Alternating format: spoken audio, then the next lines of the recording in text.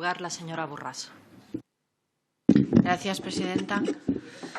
En esta ocasión el drama ha sido la muerte de un interno, Marwan Abubaida. Pero ya hace muchos años que denunciamos el modelo de los centros de internamiento de extranjeros adoptados por el Estado español como un mal modelo. El Parlamento de Cataluña, en julio de 2015, ya denunció el modelo de los CIES y reclamó su cierre.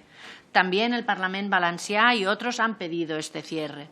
El Parlamento de Cataluña incluso puso en marcha un grupo de trabajo de revisión del modelo de los centros de internamiento de extranjeros que avala este cierre.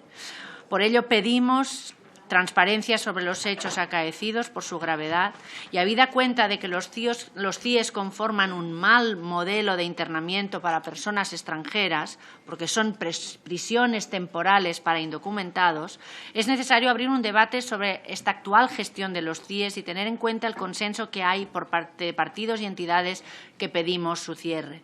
Tengan en cuenta, por favor, el informe del Grupo de Trabajo del Parlamento de Cataluña de revisión del modelo del cierre de los centros de internamiento de extranjeros, que avala este cierre de los CIE, que son una auténtica anomalía en el ordenamiento democrático de este país, y sustituámoslo por espacios de acogida, de control, bajo la tutela de entidades sociales reconocidas, que sean respetuosos con los derechos humanos y absolutamente desvinculados de la gestión policial.